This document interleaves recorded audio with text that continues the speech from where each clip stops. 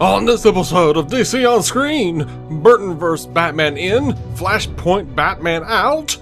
Why is everyone posting Ryan Reynolds Green Lantern stuff? The rumor mill is a millin', y'all! We also have every DC film coming to HBO Max in July, plus Lucifer Season 6 is officially happening. That's everything we talk about. It's relatively short. It's a short episode. Right after this word from people who probably don't have your best interest at heart. It's important to properly dispose of unwanted medication or sharps. MedProject offers free and convenient disposal options near you. To learn more, call 844-MED-PROJECT or visit medproject.org. Welcome into DC On Screen episode 602. This is the podcast where we talk about the DC Comics multiverse on film and television, give honest opinions on projects, upcoming and past, and believe that every version of a property is valid, even if we really don't want it to be. I'm David C. Robertson, and this is my trusty co-host, Jason Goss. Hello. If it's been released, it is fair game, so beware of spoilers, and welcome to the show. Sorry, I'm gonna have the case of giggles here. We're live. I'm not used to being live. I'm not used to looking at you. This might be a thing we should do more often, actually. At the exact moment right here, I have no interest in it, but we'll talk about it later. No, just really, do it live, then release just the video on Patreon, maybe. Yeah, maybe. Or, I don't know. All I can see is just, good God, I haven't had a haircut in 4 months. Barely shaved. You can see how unfurnished the room is because we moved in literally yesterday. Mm-hmm. I'm using a Christmas glass. Hate that. Christmas glasses. Really hate that. I hate Christmas out of season. What are you going to do? Why would you hate Christmas out of season? It keeps creeping up on the other holidays, and I resent it. I think it should be Christmas every day. I mean, the moment that turkey's gifts. done, I'll go Christmas on you, and I'll even let it go for a couple weeks after. If you want to play a Bing Crosby album or whatever, I'm good. But so I'll do the hell out of it in its space. But I don't listen. I don't listen like to using the glass. I don't listen to Christmas albums, even during Christmas. I have no interest in that. I just like the lights. We just put them on constantly. Well, the lights are nice. Yeah, I'm like an infant. I'm just like, primary colors. What I'm not looking forward to is where we've moved in, the Christmas lights on the tree outside. It's like he put them up and then just fucked off on them for a couple of years. So it's just a bundle of them at the bottom of the base of the tree. Like if I turned them on right now, it would just look like a ball of light in the middle and a couple of random strands going up. There's no saving it. I'm just going to have to cut that thing free. Mm-hmm. Yeah. Oh, well. I wouldn't do it. Just leave it. For a second, I saw him. I was like, oh, that'll save me trouble. Oh, no. No, it won't. Made things far worse. All right. So, yeah, we'll definitely put this video up on Patreon. And I've got a few episodes. I did a really fun little conversation with our buddy and longtime listener, Christopher White. That'll go up on Patreon soon. We, as of this, I keep thinking like, oh, we're live. Oh, yeah. 601 has not posted yet. We're going to do a Legends of Tomorrow post that I'll put up tonight. And did you? Well, I'll talk about it later. So thank you, patrons. Patreon.com/DC on Screen. If you'd like to come over there and help us out, $1 gets you every episode ad free. And then the $5 tier, well, that gets you all the extra stuff, all the weird chasing squirrels, all the weird stuff that we cut out of the show because we can't carry on a conversation and stay focused at the same time. All right. Overly difficult. We're going to try to do it in this episode. I'm going to talk about Burton vs. Batman because the rumor mill is indicating heavily that while the deal has not been finalized yet with Michael Keaton to come back as the Burton vs. Batman in the Flash movie, the script by Christina Hodson does not currently include Flashpoint Batman. So the idea is now that the talks with Jeffrey Dean Morgan, when that was reported the other day, those talks, that was old news, essentially. It finally got out. So Jeffrey Dean Morgan apparently is not involved anymore. Those talks have evolved and moved on to be Michael Keaton Batman as opposed to Jeffrey Dean Morgan's Flashpoint Batman.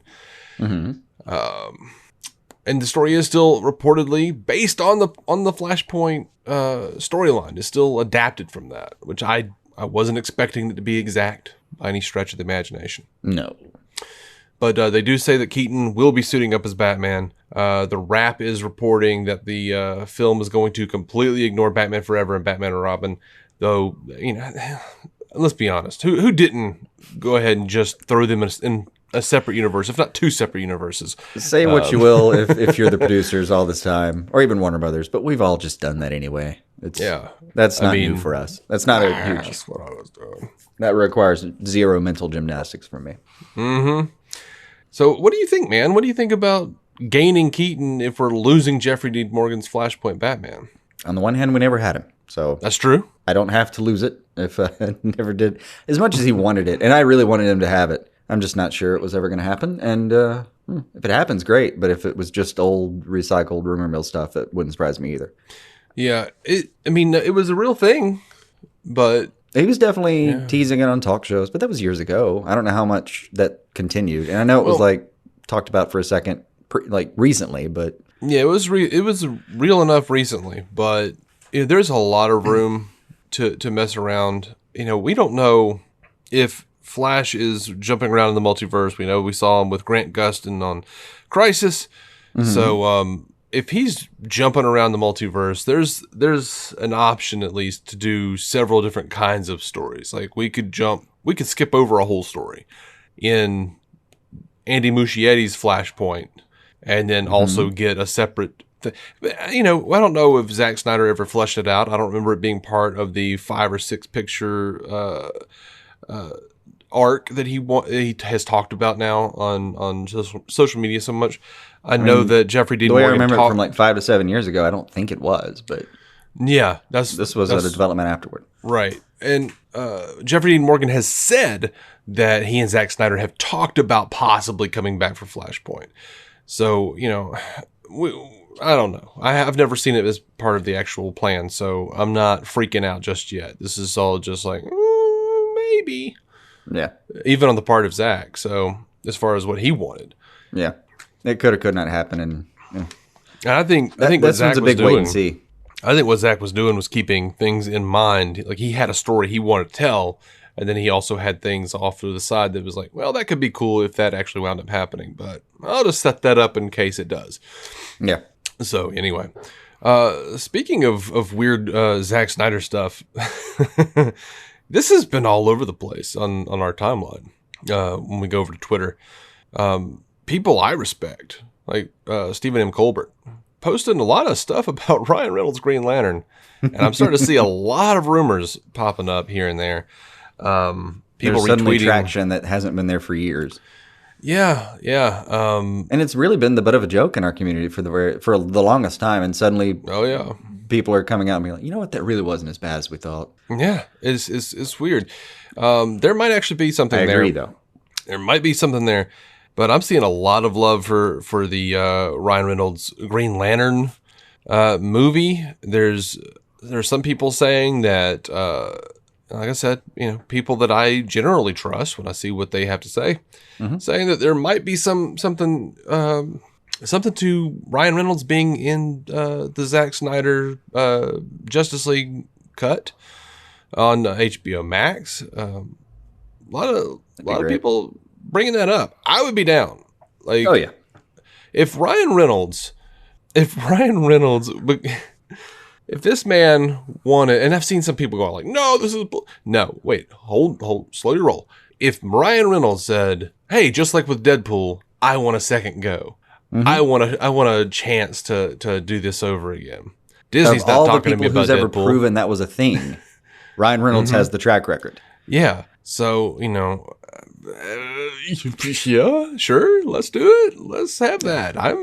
I've told people it still baffles me that the movie didn't do a little bit better than it did. Like I keep wanting to go back and look at historically what was happening around it to make that happen. But Ryan Reynolds as a major DC character at the time should have been a hit. Like that should have made 150 or 100 at least in the first weekend. Yeah. And I don't think it got really all that close.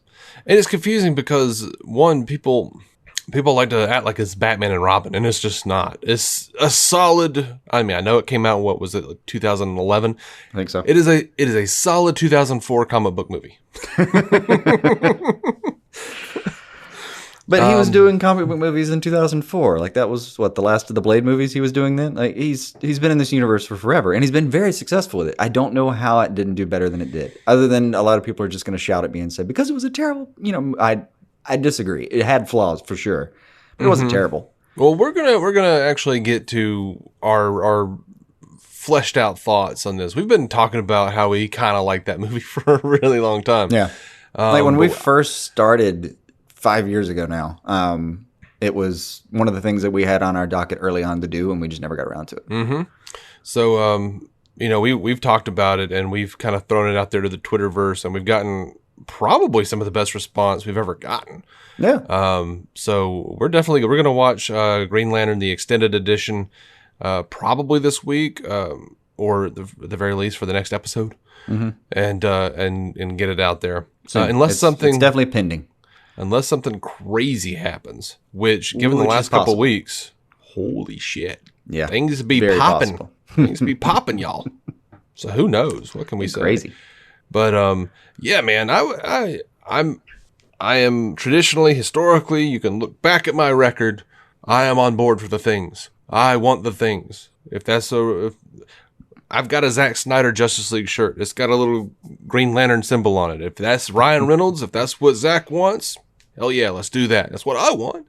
If he wants a John Stewart Green Lantern, hell yeah, I want that. Put it on there. Put both. I'll do that. I don't think there's a Green Lantern you could pick that I wouldn't be super happy to see. But I think those are the two strongest at the moment. Oh, like yeah. Hal and John are probably where I'd go with it if I were them. Yeah, that's where I would go if I were them. Kyle is my favorite, so I'd be happy to see him. He's my favorite, but he may just be my favorite on the page. I don't know if it translates necessarily. Yeah. I'd have to see. Like for Kyle, also a lot of the love for that is him with like Wally and stuff like some of his relationship stuff is what was so good. I would almost rather see him in an ensemble than by himself. Yeah, I can agree with that. Hell, I'd watch Guy Gardner for 2 hours. I don't care. I'll watch it. Just some asshole with a powerful ring. Yeah, sure, why not? And a bowl cut. Yeah, I'm here for it, man. And, he could definitely bring back Blake as Carol Ferris, bring back Mark Strong as Sinestro. Yeah. I'd say, I know what you're saying. Be Savannah in the DCU. Well, Jaimin Hansu's the Fisher King and Wizard Shazam. He's both. I'm good. We'll be okay. Mark Strong. Let's do that. Okay. Mark Strong was the best part of that movie. He was strong, if you'll forgive me. I won't. You will, in time. Angela Bassett is Amanda Waller. She was a decoy. Yeah. She was a decoy. It's fine. Viola Davis just had a decoy out there. It's like, no, this shit's too hard. Stick you out there. It's not like the Iron Man kind of and Waller. the rest of Marvel survived that early switch on Rhodes. Mm-hmm. Or Bruce Banner. We'll be okay. Or Bruce Banner, yeah. We'll be okay. Mm-hmm. Just give me the things. If you have to make concessions, I'll take them. I have a whole container of salt upstairs. Yeah, and you know what? Sandra Dewey, one of the big HBO Max executives, was speaking to opening the Pandora's box of kowtowing to fan demand, and she was saying that this is exclusive to Zack. It's all about like the numbers and how much is going to work. It's not going to be for every property. But she also said, I get saying that right now because oh yeah, I mean you got everybody got real hungry after that. Mm-hmm. But she does also want to reiterate. She did reiterate that she wants this to showcase that they are paying attention to what the fans want. So I'm just saying, if you want Ryan Reynolds, if you want Green Lantern, go onto Twitter and hashtag Green Lantern. Yeah. Hashtag Ryan Reynolds. Give us that pretty Ryan Reynolds gif. I don't know. Hashtag us too, so we can like it. Hashtag DC on screen. We'll help you push this rock uphill. Absolutely. Let's release the Ryan Reynolds cut. Oh, yeah. Give me the Berlanti version of that film. Just see what happens. Oh God, I don't even know if they could. We had a listener actually send me the script. I have it printed out. I No, it's still in one of my boxes. I haven't unpacked it yet. I have it printed out, ready to read. I was going to do like when we do like Green Lantern, I'm also going to read the original script and see what's different. The original script. Well, are you sure it's not one of those things where it's just like a transcript? Not sure. I have to read the thing and find out. I've made it exactly 0 pages in. Fair enough. Just had it. I've had this much of it sitting around for a while. So, it looked like the guy had done his research, but I'll still verify that it's a Berlanti version, and then B, if I'm reading it and it's page for page, I'll just be like, oh well, good try. Yeah, Thanks. I wish I remember that person's name, but I'll find it for when we actually do the thing, so I can give him credit. Yeah, I used to get aggravated. I when I first got on the internet back in the I guess mid to late 90s. You could find, I mean, you might still be able to. You could find websites that just had scripts. Yeah. Movie scripts. Yeah. And more often than not, they were just, transcribed directly from the movie. Yeah. And it was aggravating because I would be like, you want the source material. No, I want the original script. I don't want to feel like there's transcript. Notes I in want the margin real and stuff like that. Yeah. Yeah. Like I want an actual, like, this never got filmed. What were we doing? What were we dealing with here? Yeah. So, yeah. I recently heard Spielberg has a leather-bound copy of the Jaws script, the one he actually took to the set, where he has scribbled in a margin, like a couple things are marked out, and he has scribbled in the margin, we're going to need a bigger boat, because that was an onset. It was actually an onset joke that turned into an onset line that really worked. Oh, that's great. So he's just got it scribbled in there and some stuff marked out, but I forget who it was that went over there, and I'll remember it later.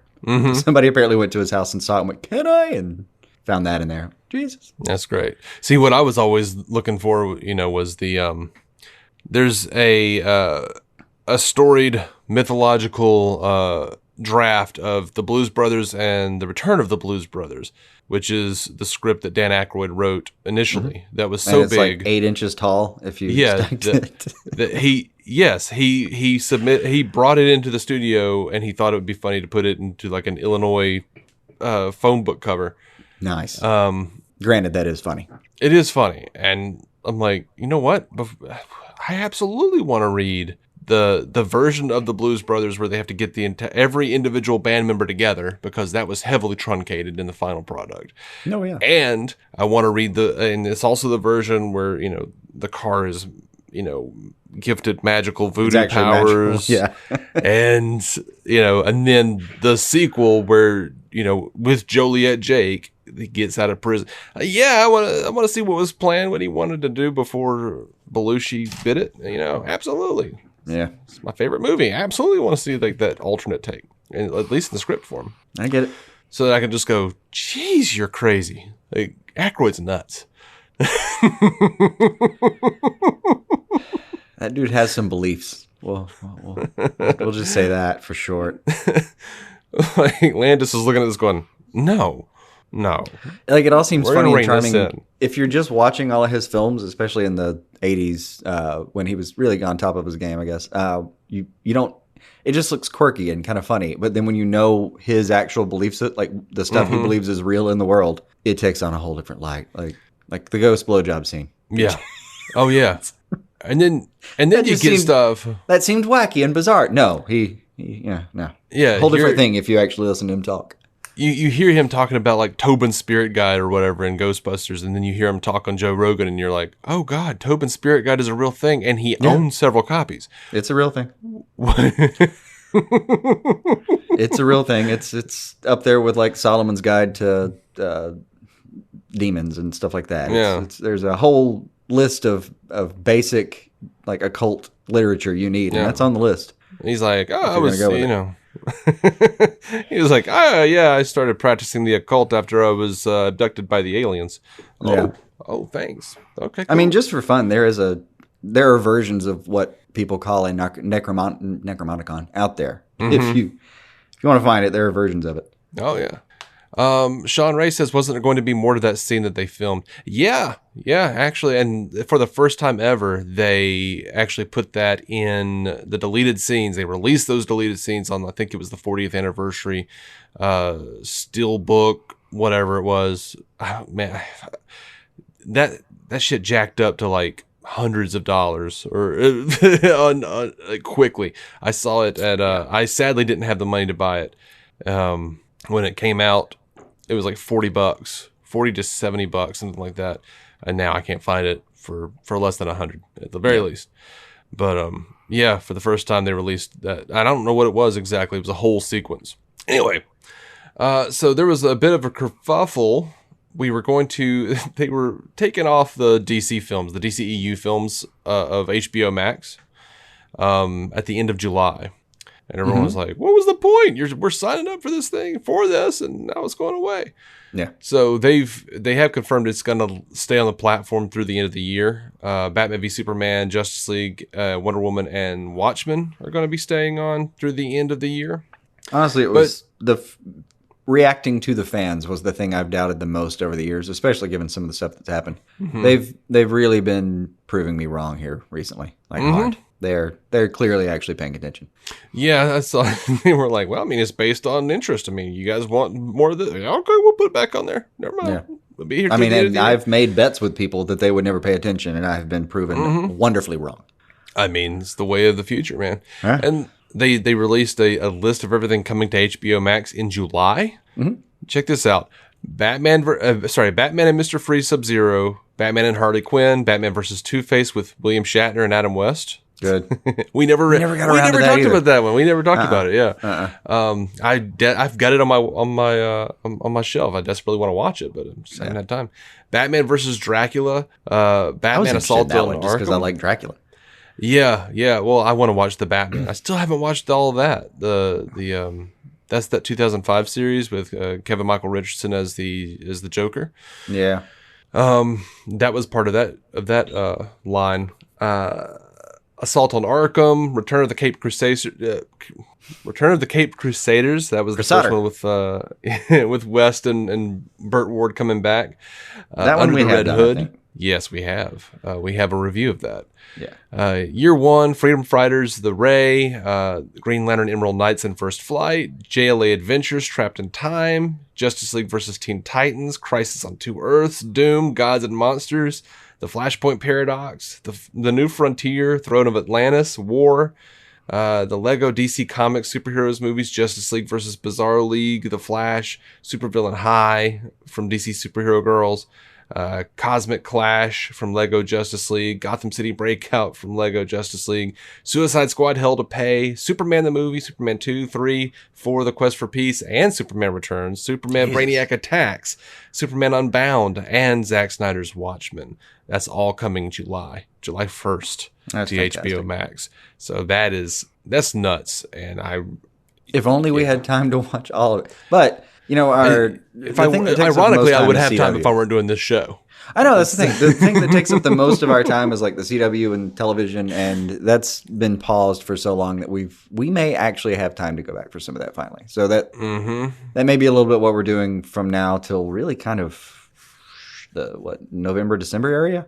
I mean, in the meantime, DC Universe has had some stuff that was already in the can. They've been producing regularly. So Stargirl's about to end. Harley ended Friday. We got to talk about that. Doom Patrol just dropped, so that's going to be probably an amazing couple months of my life. Oh God, even just watching the intro again got me so excited.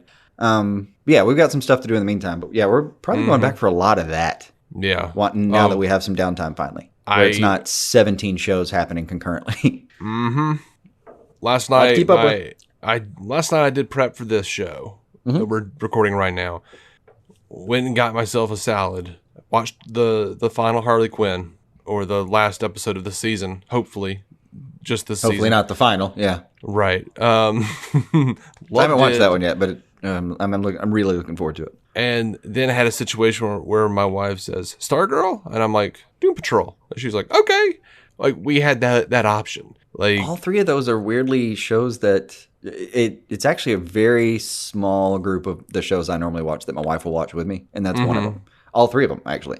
And on top of that, there's, I don't know what it is, but my daughter will stop what she's doing. Little 20-month-old will stop what she's doing and kind of watch Harley or Stargirl, or I showed her the Doom Patrol opening, and she thought, well, that was interesting. So, yeah, that's about to get real interesting. I'm glad you don't know what all the language is yet. We're going to have to teach you about how to use that. I don't necessarily want to expose her to season 1 just because I don't really want to show my 20-month-old Brendan Fraser's ass right now. not on the to-do list. But I mean, they open the show with another dude thrusting into a bearded lady. Of course. Another ass. It's like, Of course. There's no reprieve, man. You're gonna Sometimes get ass. I comfort myself with like, she's too young. She won't remember. It's okay. Don't do it, man. Just don't do it. Yeah. But the wife will watch Doom Patrol with me happily. So it's good family viewing. Oh yeah, me and Bethany were literally just sitting right here recording an episode of Breaking Bond, and in the middle of a thought, Bethany's phone goes off, and she looks down and goes, "Doom Patrol!" Like TV Time had alerted her to Doom Patrol dropping, and it's 3 episodes. 3 full episodes. 3 episodes. Yeah, we made it through 2, and we were like, "Oh, that's good." And then she's like, "Wait, what's happening?" I was like, "Yeah, it's too late. I don't know. Is that a 3rd episode?" She's like, "Yeah." It's like, I gotta go to bed. We're literally like we had movers in this house 24 hours ago and beyond. What about shakers? They shook some stuff. They were very good though. They shook all the fragile if you're in things. Florida or Alabama, let me know. I can recommend them. They're actually very good. But dude, we're still just literally trying to get glasses out of boxes so we can cook dinner and stuff like that. But I guarantee you, I'm going to lose sleep on top of all that over some Doom Patrol this weekend. Mm-hmm. Guaranteed. Yeah, Doom Patrol's so good too. Like we watched those 2 episodes, and Bethany was like, "Man, Doom Patrol's a real downer this season, huh?" I'm like, "Yeah, it's so good, but it's a real downer." Based on the teasers, it's going to get super Dada-esque at some point. Mm-hmm. And we're going full Morrison, I think. Yeah, it does appear to be very Morrison-y. Mm-hmm. God, I'm loving Stargirl too. Like, it was an actual question for me for just a second. Like, do we watch Stargirl? No, Doom Patrol. Doom Patrol's happening. We got to do Doom Patrol for a minute. Gotta check out the Doom Patrol. So yeah, we got to throw that on that respect on their names as it is. So DC Universe is keeping it very, very live in the meantime, while some other stuff hasn't had time to get its stuff out. Mm-hmm. It's all good. I mean, it's June. We'd be down anyway, but they're keeping it real, as it were.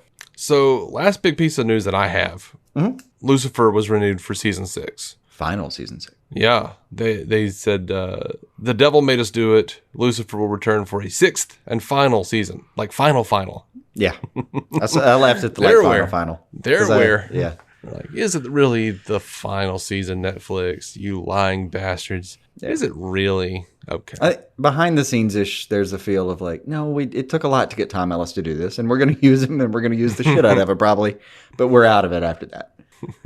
He broke the bank. Yeah. That Brinks truck was so light driving away from his house. Mm-hmm. And then once he's done, maybe he can play James Bond. I wouldn't argue with that for a damn second. Hell yeah. Yeah.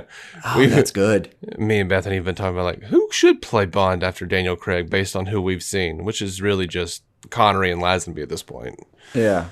I've seen one movie with Daniel Craig. Like, Ellis is a lot of fun when he's doing that devilish smile, but he's also kind of scary when he wants to be. He could do it. He could definitely do it, I think. Mm-hmm. Of course, I really would just want him to move over to Sandman. That's really what I want. Yeah. But based on how much trouble it was for Netflix to get him for finishing his own show, I don't know if that's going to be a thing. How awesome would it be if the reason that, because we already heard that he had been locked in for season 6, and then he just like went back to the negotiation table. Like, that's weird.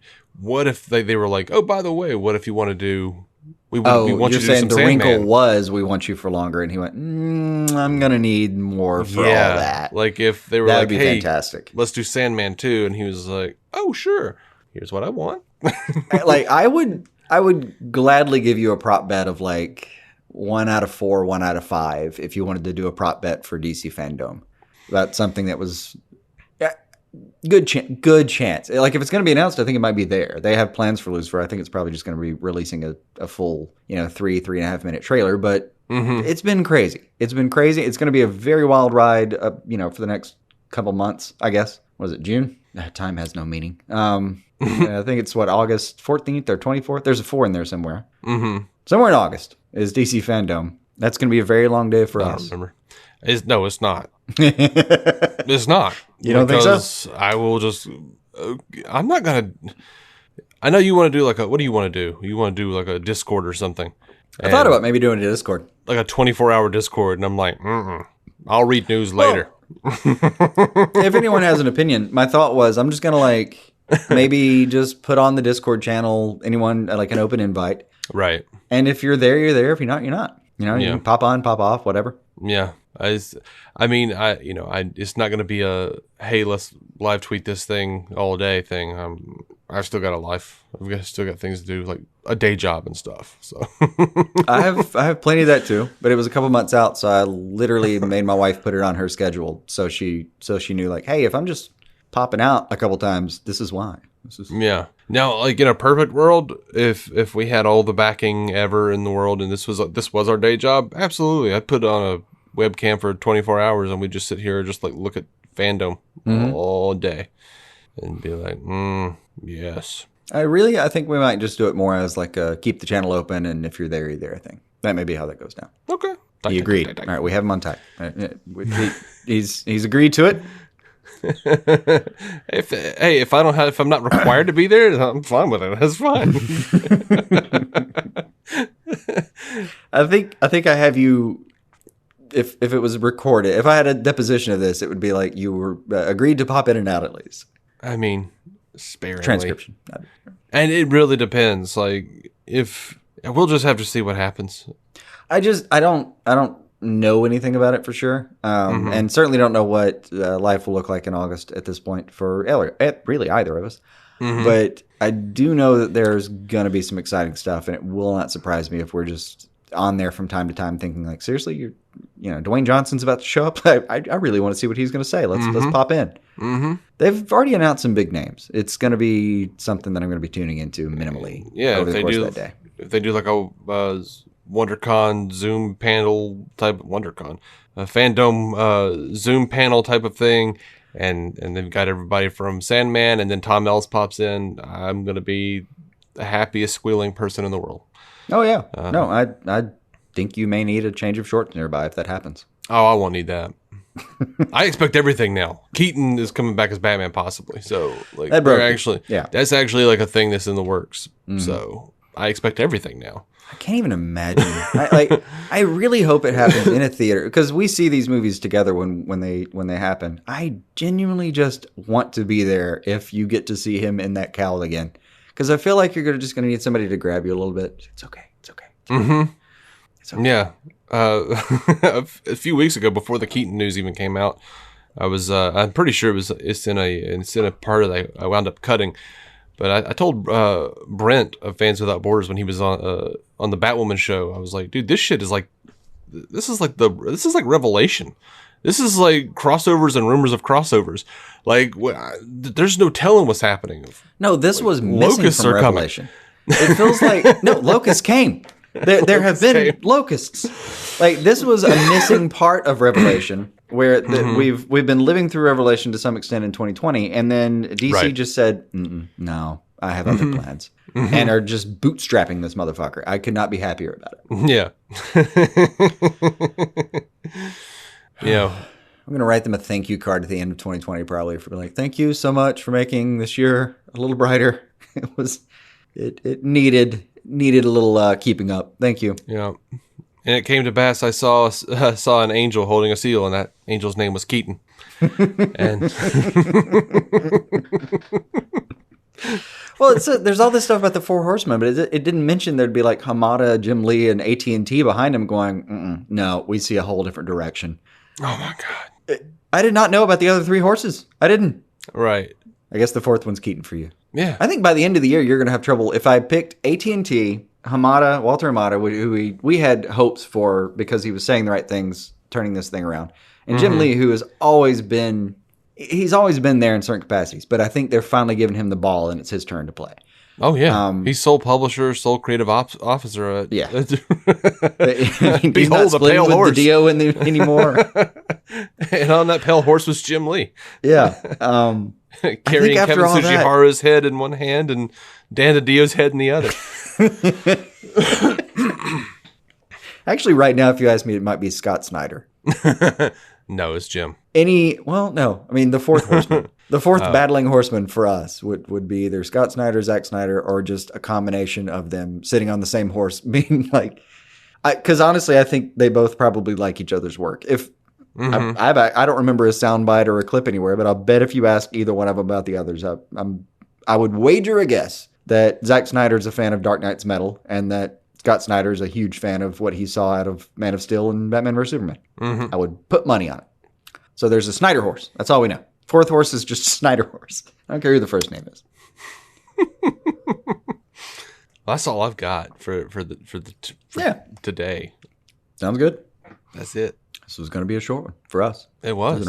We normally do this for a couple hours.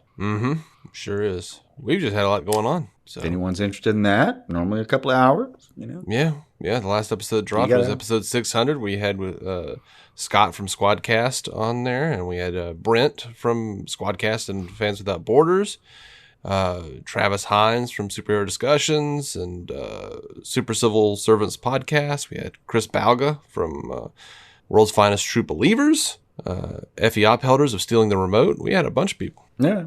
It was fun. We'll probably be having guests this year pretty regularly, just as Seems a like conjecture. Yeah. I know. Chris White, he just got his computer and a pretty good little headset that I think sounds pretty good. He's been wanting to do the Keaton review. We owe him 89. And Batman Returns, I think, was what we talked about. But I'm down for both. Yeah, I've been itching to watch those now. I know. Just itching. I'm just sitting here with this big screen sitting right next to me. I'm like, just gonna put it on right now. Where does he get those wonderful toys?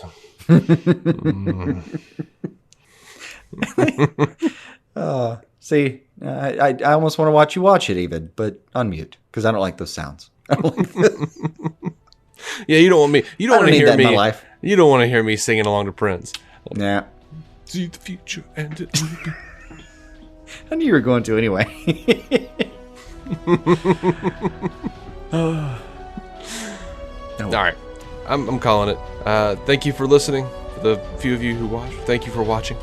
And until next time, keep some DC on your screen. We'll be here for hours. Our intro music is by Jason Goss and Michael Shackelford.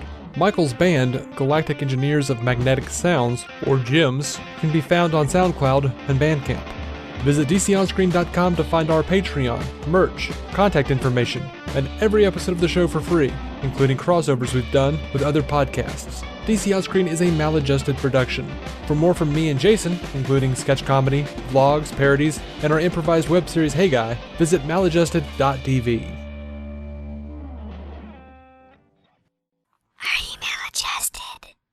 CuriosityStream is the streaming service for people who want to know more. And now check out Curiosity's new series, The Real Wild West. Rolling Stone magazine says it's the history of the West they usually don't teach you. The mythology of the West left out a lot of the people. People said they'd never seen a black cowboy. This is the history book, but did you know about these other facts? Watch The Real Wild West now on CuriosityStream. With monthly, annual, and bundled plans, find the one that works for you at CuriosityStream.com.